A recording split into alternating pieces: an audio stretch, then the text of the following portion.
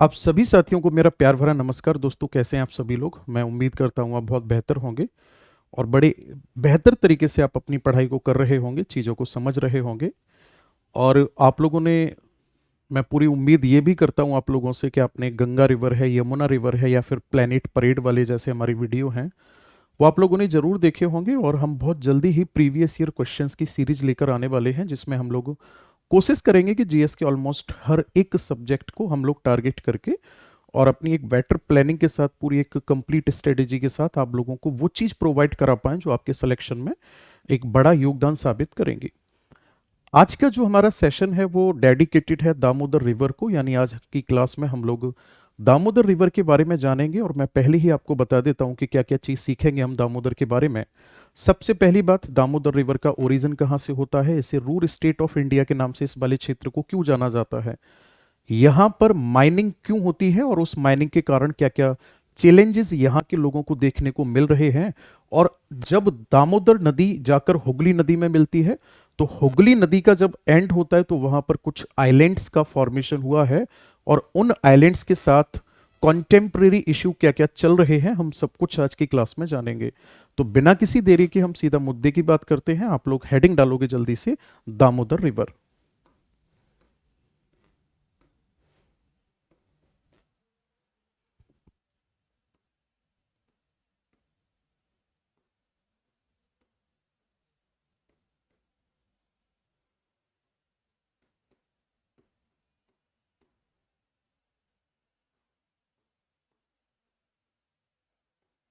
दामोदर नदी।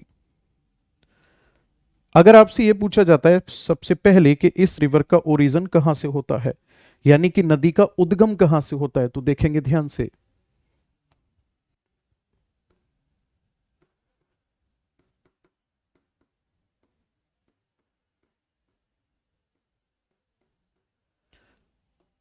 अगर मैं आपसे दामोदर नदी के उद्गम की बात करूंगा कि इसका उद्गम कहां से होता है, तो आपका सीधा सीधा आंसर होगा छोटा नागपुर प्लेट्यू रीजन।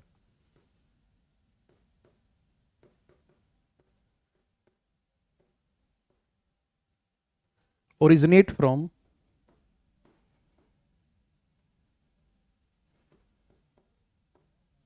छोटा नागपुर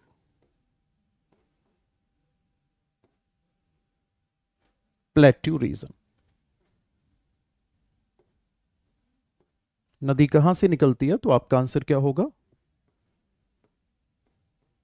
यह छोटा नागपुर पठार के, छोटा नागपुर पठार क्षेत्र से निकलती है।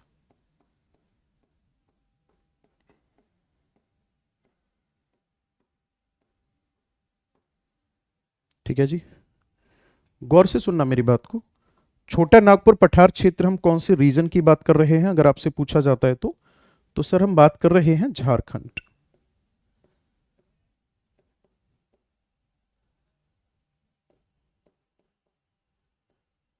कौन सा स्टेट है हमारा? झारखंड स्टेट।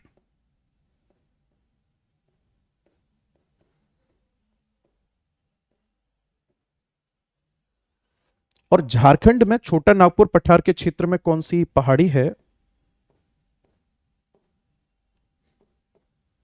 तो ये खमरपत हिल पड़ती है। ठीक है, खमरपत हिल पड़ती है, वहां से इसका ओरिजिन होता है। आगे अगर हम बात करेंगे कि दामोदर नदी यहां से ओरिजिनेट होने के बाद कहां जाती है, तो आपका आंसर होगा झारखंड से ओरिजिनेट होती है, फिर उसके बाद में वेस्ट बंगाल में जाती है और वेस्ट बंगाल में जाकर ज्वाइन कर लेती है ये किसे? हुगली रिवर को। तो मैं यहां लिख सकता हूं इसमें कि इसका जो प्रवाह क्षेत्र है वो कौन सा है? झारखंड और वेस्ट बंगाल है। और यहीं पर इसका एंड हो जाता है कौन सी रिवर में? तो आपका आंसर होगा हुगली रिवर। यानी कि मैं इस बात को यहां क्लियरली लिख सकता हूं कि जो ये रिवर है दामोदर रिवर, ये है ट्रिब्यूटरी किसकी? तो आपका आंसर होगा ट्रिब्यूटरी ऑफ हुगली रिवर।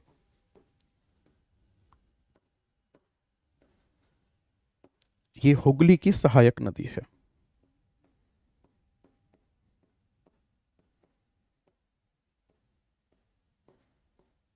और अगर आपसे पूछा जाता है कि ये पूरे के पूरे इस रास्ते में कितनी किलोमीटर की डिस्टेंस कवर कर लेती है? तो इसकी जो लेंथ है वो है 592 किलोमीटर, लगभग 592 किलोमीटर की दूरी ये तय करती है। अब ये बात हम पहले भी सीख चुके हैं कि एक नदी जिस रास्ते से होकर बहती है, जिन राज्यों से होकर बहती है, उन क्षेत्र को उस नदी की घाटी कहा जाएगा। अब एक बात बताओ, मैंने यहां साफ लिख रखा है कि दामोदर नदी कौन कौन से राज्य में बहती है? झारखंड और पश्चिम बंगाल में बहती है। अब आपसे अगर यह पूछा जाए कि दामोदर नदी की घाटी कौन कौन से राज्य में है, तो आंसर भी फिर यही होगा। बात समझ में आ रही है? यानी अब हम दामोदर नदी के रास्ते को ये नहीं बोलेंगे कि दामोदर नदी का ये मार्ग है, हम बोलेंगे दामोदर नदी की ये घाटी है। और जब दामोदर और उसकी सहायक नदियों के पूरे क्षेत्र को जब हम अकाउंट करेंगे, तब कहा जाएगा उस पूरे के पूरे एरिया को the basin of Damodar river, यानी कि दामोदर नदी का बेसिन कहा जाएगा। बात समझ में आ रही है? तो हमने इतना समझ लिया कि भाई ये कहां से निकलती है, किस में जाके मिलती है और इसकी लंबाई कितनी है। अब ध्यान से सुनना, दामोदर वैली के बारे में अगर हम बात करेंगे तो इसकी क्या खास बात है। देखो,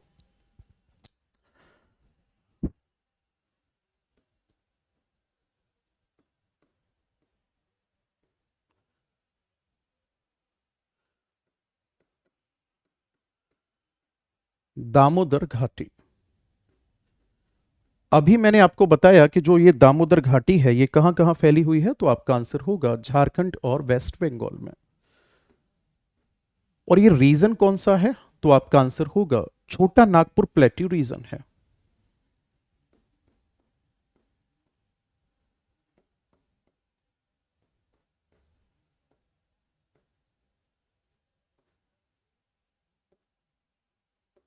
ये है सर छोटा नागपुर का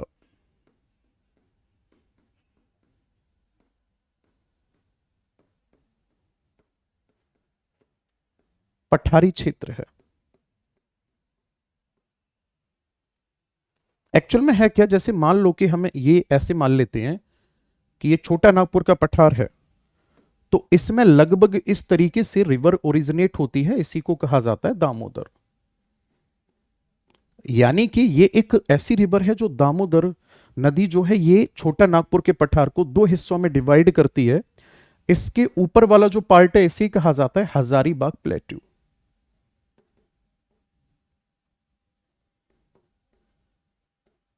और जो नीचे वाला हिस्सा है इसे कहा जाता है रांची प्लेट्यू।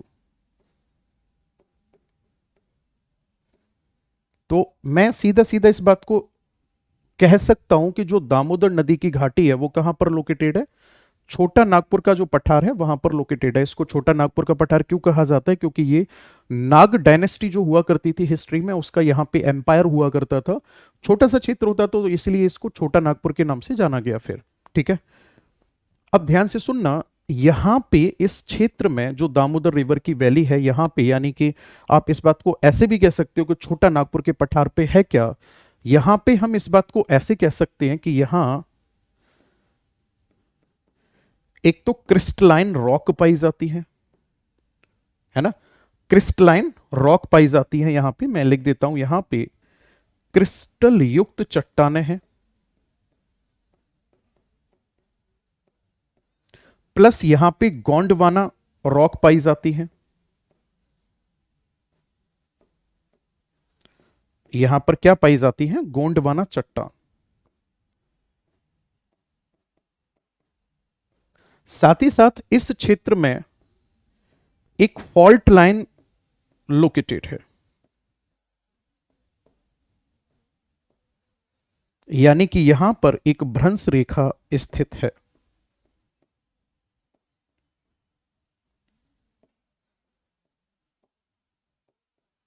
सर ये तीन पॉइंट मैंने आपको बताए, क्रिस्टलाइन रॉक का पाया जाना, ठीक है, गोंडवाना रॉक का पाया जाना, यहां पे फॉल्ट लाइन का होना, इन्हीं तीनों की वजह से जो ये पूरा का पूरा क्षेत्र है, यहां पे हमारे भारत का सबसे ज्यादा मिनरल्स डिपॉजिट पाया जाता है। आगे बात समझ में, मैं लिख देता हूं, दिस रीजन इज रिच इन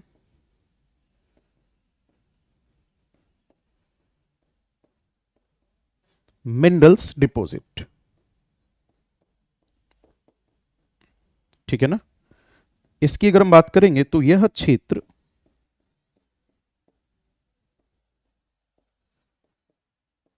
खनिजों की दृष्टि से कैसा है? खनिजों की दृष्टि से संपन्न है।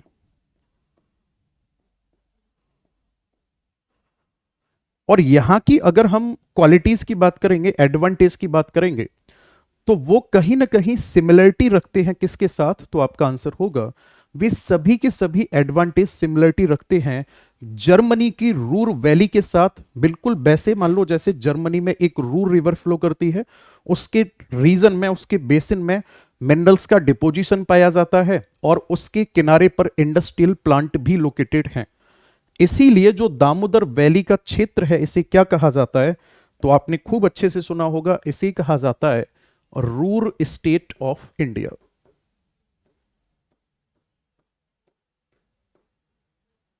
इसे कहा जाता है भारत का रूर प्रदेश।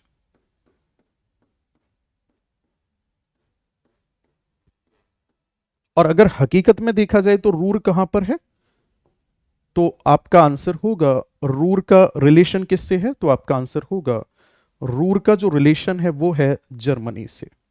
ये क्वेश्चन यूपीपीसीएस में एक बार आ चुका है कि रूर क्षेत्र जो है वो कहां पर है। आपका सीधा सीधा आंसर हो जाएगा जर्मनी में है। ओके, तो मैंने आपको बताया कि यहां पे बहुत ज्यादा मिनरल्स का डिपोजिशन पाया जाता है। और याद रखना, क्योंकि यहां पे गोंडवाना चट्टान पाई जाती है, तो हमारे भारत में जहां जहां गोंडवाना चट्टान पाई जाती है वहां वहां बिटुमिनस कोयले का खनन होता है।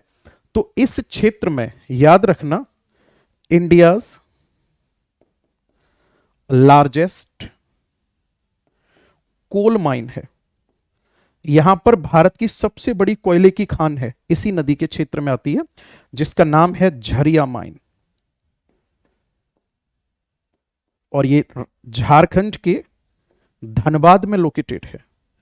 और इनफैक्ट अगर हम इसमें और ज्यादा डिटेल में जानने की कोशिश करेंगे तो हमें पता चलेगा कि हमारे भारत का 75% कोल जो है, जो कोकिंग कोल के अंतर्गत आता है, उसकी सप्लाई इसी क्षेत्र से हो रही है। गोंडवाना चट्टान में पाए जाने वाले कोयले से इसकी सप्लाई की जा रही है। यहां तक बात क्लियर है? अब चलो पहले आपको मैप दिखाते हैं, फिर इसके और एडवांटेज की बात करते हैं। देखो ध्यान से, इसको ना वेस्ट बंगाल के मैप के रेफरेंस से अगर हम समझेंगे तो बहुत मजे से आप मेरी बातों को समझ भी पाओगे और आपको पढ़ने में मजा भी आएगा। देखो,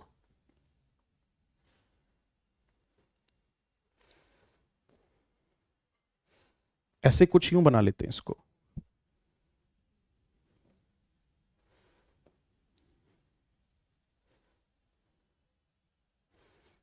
देखो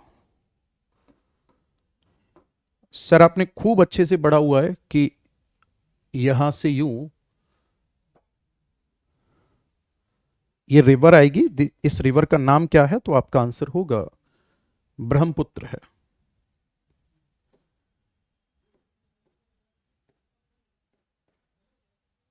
ठीक है जी। अब बहुत ध्यान से दूसरी रिवर के बारे में सुनेंगे आप। यहां से एक रिवर आएगी और यहां आके इसका ना पार्टीशन हो जाता है, ये जो रिवर है।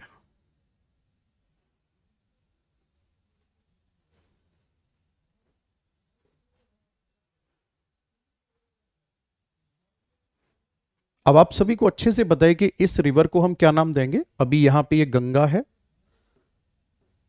और उसके बाद में ये दो हिस्सों में डिवाइड हो जाती है। इसे कहा जाता है पद्मा, क्योंकि ये बांग्लादेश में पहुंच गई है ना। ये कहां पहुंच गई? जब ये बांग्लादेश में होगी तो पद्मा हो जाएगी। और ध्यान से सुनना, पश्चिम बंगाल में सबसे पहले जब ये डाइवर्ट होने के बाद में जब ये नीचे की तरफ फ्लो करती है तो शुरुआत में इसको भागीरथी कहा जाता है। शुरुआत में इसको क्या कहा जाता है?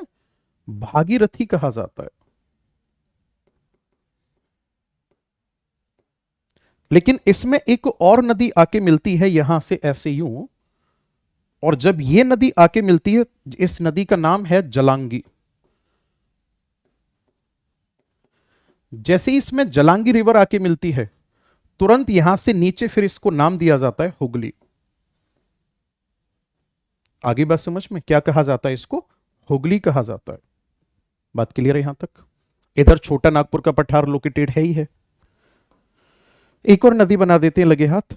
यहीं से एक नदी और निकलती है और ये जाकर के ज्वाइन कर लेती है किसको? हुगली को। जब ये हुगली को ज्वाइन कर लेती है तो इस नदी का नाम क्या है? तो आपका आंसर होगा, इस नदी का नाम है मयूराक्षी नदी। तो मयूराक्षी नदी किसको जाके ज्वाइन कर रही है? हुगली को जाके ज्वाइन कर रही है। बहुत बढ़िया सर, अब गौर से सुनेंगे मेरी बात को।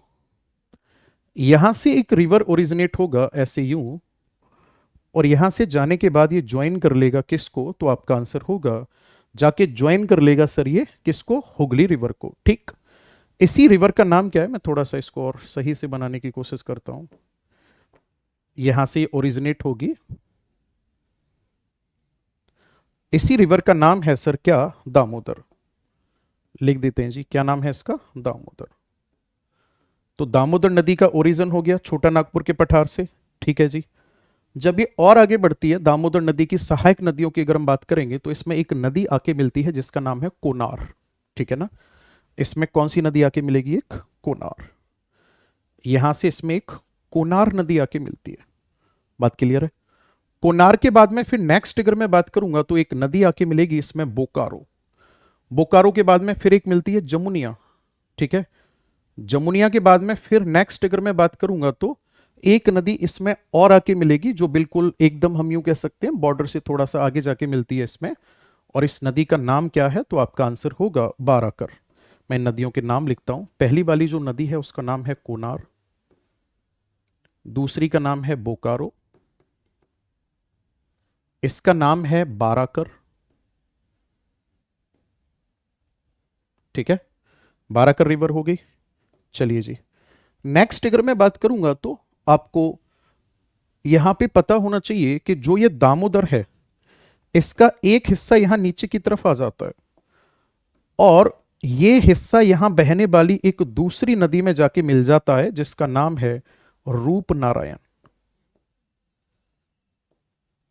यानी दामोदर नदी दो शाखाओं में विभाजित हो रही है। एक शाखा तो सीधा हुगली को ज्वाइन कर रही है और एक रूपनारायण नदी में नीचे की तरफ जाकर मिल रही है। बात क्लियर है यहां तक? चलिए जी, अब ये सभी की सभी नदियां जो हैं जब यहां आके मिलती हैं एक जगह पर और एक जगह जाकर इनका क्या नाम है सेडिमेंट डिपोजिशन हो रहा है, तो इससे ना यहां पे ऐसे यूं आइलैंड्स का फॉर्मेशन होता है।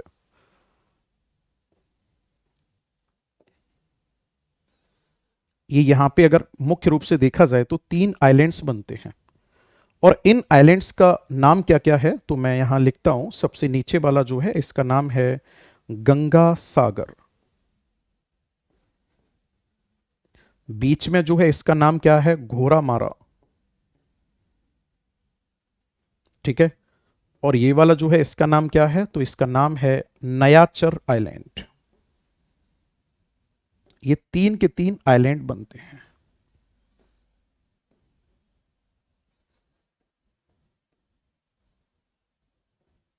ठीक है जी, ये है map of the Damodar river. ठीक है ना? ये दामोदर नदी का मैप हो गया।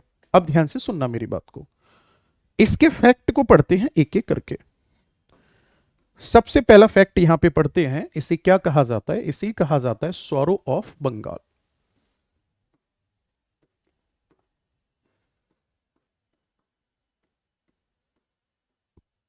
इसे कहा जाता है बंगाल का शोक।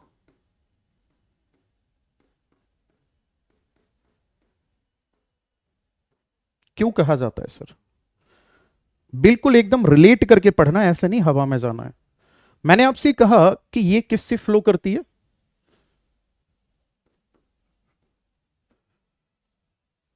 Flow through rift valley. हाँ या ना? ये भ्रंश घाटी से होकर बहती है।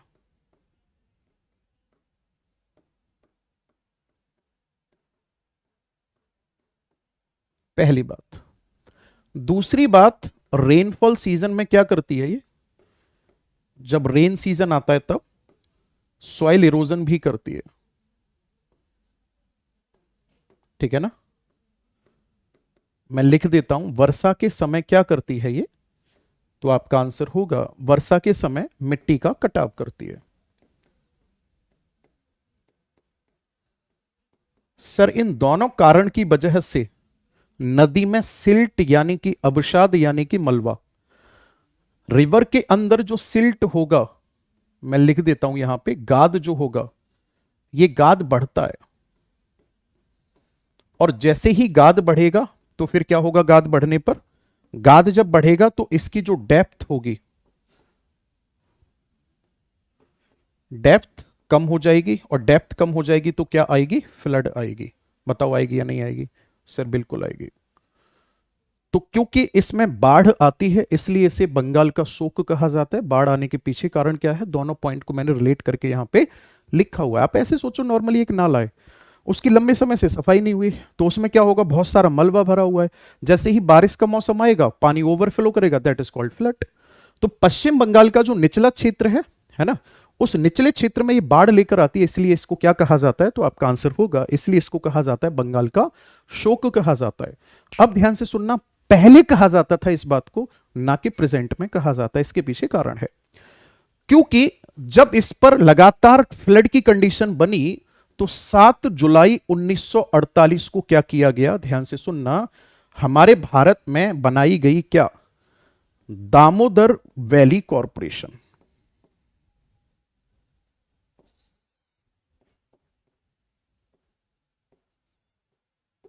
आगे बात समझ में, गठन किया गया किस चीज का, तो आपका आंसर होगा दामोदर घाटी निगम। और जो दामोदर घाटी निगम है इसी को शॉर्ट में क्या कहा जाता है, इसे ही कहा जाता है डीवीसी। दामोदर घाटी निगम का फॉर्मेशन क्या नाम है, इसको एस्टेब्लिश किया गया, और किसके तर्ज पर किया गया था, यूएसए में टेनेसी घाटी परियोजना के आधार पर।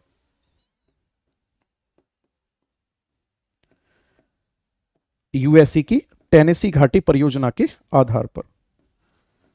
और सर टारगेट क्या रखा गया, इसे हमारे भारत की पहली मल्टीपर्पस प्रोजेक्ट भी कहा गया, जिसे जवाहरलाल नेहरू के द्वारा शुरू किया गया था, और उन्होंने इन प्रोजेक्ट को टेंपल ऑफ मॉडर्न इंडिया यानी कि आधुनिक भारत का मंदिर का नाम दिया था। अब ध्यान से सुनेंगे मेरी बात को, इस दामोदर घाटी प्रोजेक्ट के अंतर्गत क्या किया गया, तो आपका आंसर होगा, इसमें ना डैम बनाए गए, और डैम कहां कहां बनाए गए मैं मैप पर भी पहले रिप्रेजेंट कर देता हूं, तो उसके बाद में फिर आपको आगे और समझ में आएगा। एक डैम बनाया गया कोनार नाम से, कौन सी नदी पर, कोनार नदी पर। आगे बात समझ में, दामोदर नदी पे यहां बॉर्डर पे बनाया गया था कौन सा डैम, तो आपका आंसर होगा पंचेत डैम। कौन सा डैम, पंचेत डैम। और एक कौन सा हो गया ये, तो आपका आंसर होगा, दामोदर पे बनाया गया एक पंचेत डैम और एक था तनुघाट डैम।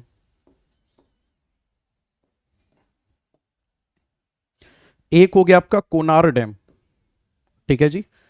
कोनार डैम के बाद में बाराकर जो है, इस पर 2 डैम बनाए गए। एक जो डैम बनाया गया इस पे, इसको हटा देते हैं यहां पे नाम लिखने के लिए, इसका नाम है तिलैया डैम, और इसका नाम है मैथन डैम। तो ये डैम बनाने के बाद वाटर फ्लो को कंट्रोल किया गया है। मैं लिख देता हूं डैम कौन कौन सी रिवर पे कौन कौन से हैं, तो आपका आंसर होगा दामोदर रिवर, कोनार रिवर, और एक है बाराकर रिवर। डैम की अगर मैं बात करूंगा तो दामोदर पे 2 हैं, एक है तनुघाट और एक बताया मैंने पंचेत। कोनार नदी पर एक है जिसका नाम है कोनार डैम। बाराकर पर 2 हैं, एक का नाम है मैथन और एक का नाम है तिलैया। ठीक है ना सर, ये डैम बनाने के बाद में क्या किया गया है, डैम बनाने से जो फ्लड है वो कंट्रोल हुआ है, जो बाढ़ है बाढ़ पर नियंत्रण हुआ है। तो आज के बाद आप याद रखोगे कि दामोदर को पहले कहा जाता था बंगाल का शोक, लेकिन जब दामोदर वैली कॉरपोरेशन की शुरुआत हुई उसके बाद में इसको शोक नहीं कहा जा रहा है। सेकंड फैक्ट पर आ जाते हैं। सेकंड फैक्ट की अगर मैं बात करूंगा तो इस रिवर को क्या कहा जाता है, यह भी बहुत मजेदार फैक्ट है, इसे कहा जाता है सर बायोलॉजिकल डेजर्ट।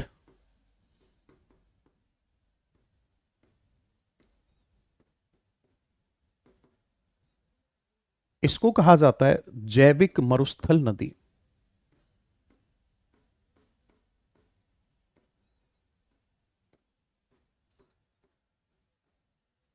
पहली बात, बायोलॉजिकल डेजर्ट का मतलब क्या है? इसका मतलब यह है कि इस रिवर के अंदर बायोडाइवर्सिटी और रिवर की अपेक्षा कैसी है? नेग्लिजिबल है। Biodiversity in river not found.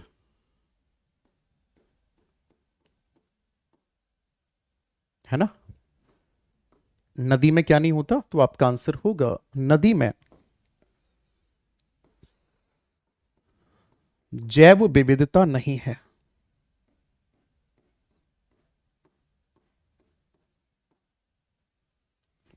अब रिवर के अंदर जैव विविधता क्यों नहीं है? इसके पीछे कारण है क्योंकि ऑक्सीजन लेवल की अगर हम बात करेंगे तो ऑक्सीजन लेवल जो है इसका डाउन है। तो इसलिए इसमें ऑर्गेनिज्म की अगर हम बात करेंगे तो ऑर्गेनिज्म भी इसमें कैसे होते हैं? कम होते हैं। अब सर क्या कारण है कि इसके अंदर ऑर्गेनिज्म कम होते हैं? इस बात को समझना। सबसे पहली बात इसमें है पॉल्यूशन। क्या है इसमें? पॉल्यूशन है, यानी कि प्रदूषण है। प्रदूषण की वजह से ऑक्सीजन लेवल कम, ऑर्गेनिज्म कम। तो इसमें प्रदूषण के क्या कारण है? पहला कारण देखो ध्यान से। अगर मैं पहले कारण की बात करूंगा तो यहां पे इंडस्ट्रियल प्लांट हैं।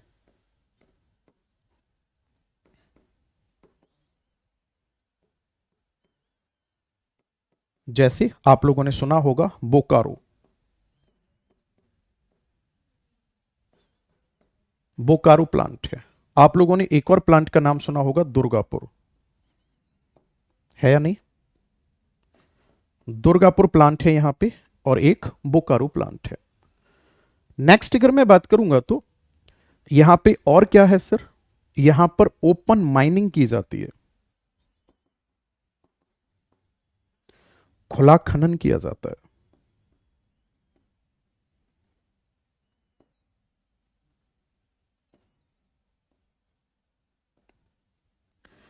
और तीसरा कारण आपको जानकर बहुत खुशी होगी, जो तीसरा कारण है यहां पे इस पॉल्यूशन का, वो क्या है?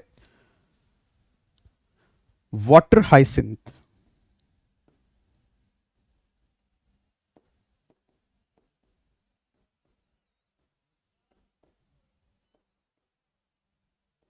जलकुंभी। जलकुंभी आपने देखा होगा, ग्रीन कलर का एक वेजिटेशन है, एक वनस्पति है जो कि बहुत तेजी से फैलती है। बेसिकली ये अमेजन फॉरेस्ट का एक पौधा है। हमारे भारत में ये लाया गया इसको क्योंकि लिली जैसा दिखाई देता है ये।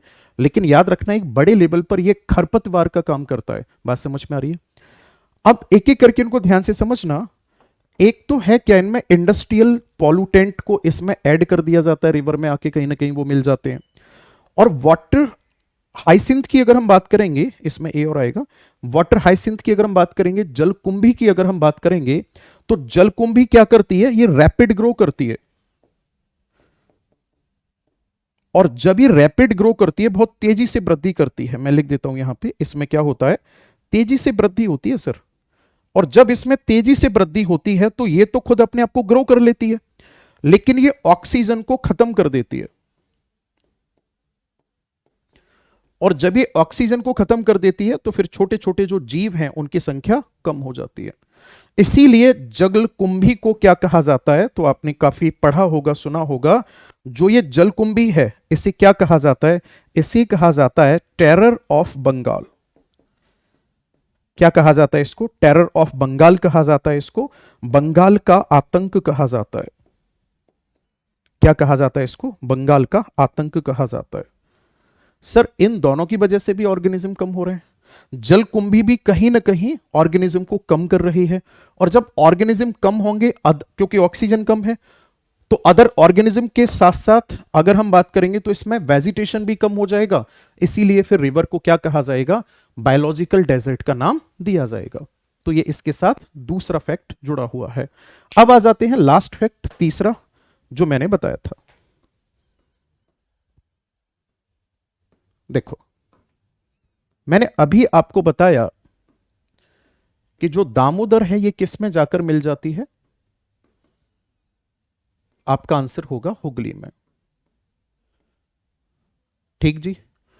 एक और नदी इसमें आके मिल रही है जिसका नाम था रूपनारायण।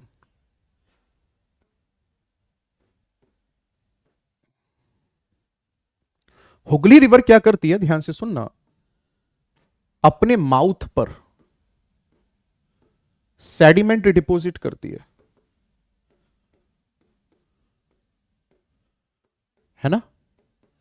यानी ये क्या करती है, तो आपका आंसर होगा मुहाने पर अवसादों का जमाव।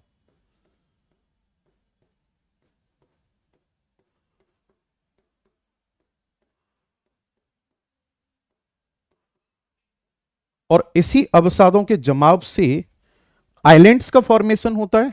पहला आइलैंड मैं लिख रहा हूं यहां पे, इसे कहा जाता है सागर आइलैंड।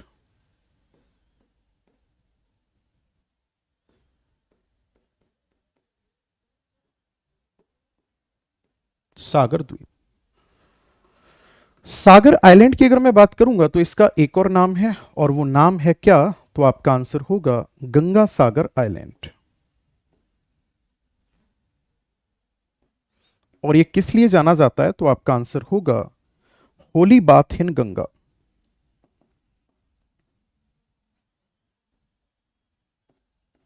गंगा में धार्मिक स्नान।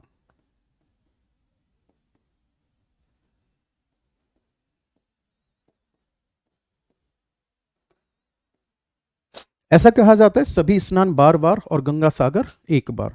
आप अपने जीवन में पापों से मुक्ति चाहते हो तो गंगा सागर में स्नान एक बार जरूर करना चाहिए। ऐसे एविडेंस हमें देखने को मिलते हैं कि ये अगर सागर आइलैंड है, यानी गंगा सागर आइलैंड है, तो इसी के नॉर्थ में एक आइलैंड है जिस आइलैंड का नाम है घोरामारा।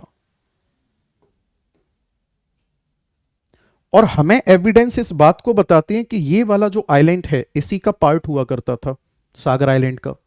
लेकिन यहां पे क्या आए हैं, बहुत सारे चक्रवात आए और सुनामी आई। इन दोनों के कारण क्या हुआ, ये अलग हो गया।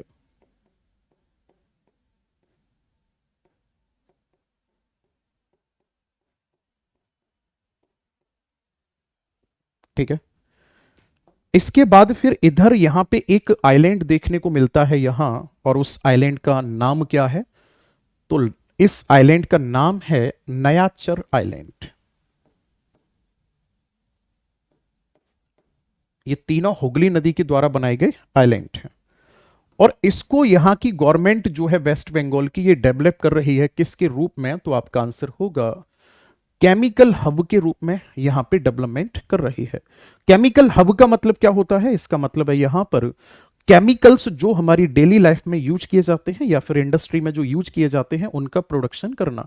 वैसे अगर स्टेट पूछा जाता है तो केमिकल हब के नाम पर सबसे पहला स्टेट है गुजरात, लेकिन अगर आपसे पश्चिम बंगाल में आइलैंड पूछा जाता है तो आपका आंसर क्या होगा, इसका आंसर होगा केमिकल हब के रूप में नयाचर आइलैंड को विकसित किया जा रहा है। और ये यूपीपीसीएस में क्वेश्चन आ चुका है। तो आज के सेशन में दोस्तों हम लोगों ने हुगली नदी को भी सीख लिया, साथ में आइलैंड्स को सीख लिया, दामोदर को सीख लिया, दामोदर की सहायक नदियों को, डीवीसी जो वैली के अंतर्गत जो प्रोजेक्ट बनाए गए थे उनको भी सीख लिया। हमें एक यूनिक वर्ड यहां से सीखने को मिला, जो बंगाल का आतंक किसे कहा जाता है, टेरर ऑफ बंगाल क्या है, वो भी हमें सीखने को मिला। तो मैं उम्मीद करता हूं ये वीडियो आपको जरूर अच्छा लगेगा। और दोस्तों अपना प्यार और सपोर्ट हम लोगों पर बनाए रखिए, क्योंकि हम इस बात को चाहते हैं कि हमारा जो कंटेंट है, क्वालिटी कंटेंट है, वो ज़्यादा से ज़्यादा स्टूडेंट तक पहुंच पाए, आप लोगों का रेस्पॉन्स हमें मिल पाए, जिससे कि हमारी जो आगे की प्लानिंग है हम उसको एग्जीक्यूट कर पाएं। जो प्रीवियस ईयर क्वेश्चंस की लाइव क्लासेस हैं जल्दी से हम उनको शुरू कर पाएं। आप अपने कमेंट सेक्शन में जो भी सुझाव देना चाहते हैं वो जरूर बताएं हमें, क्या पता और कुछ हम बेहतर कर पाएं। तो आज के सेशन में इतना ही रखते हैं। मेरी तरफ से बहुत सारा प्यार। Thank you so much. Have a nice day.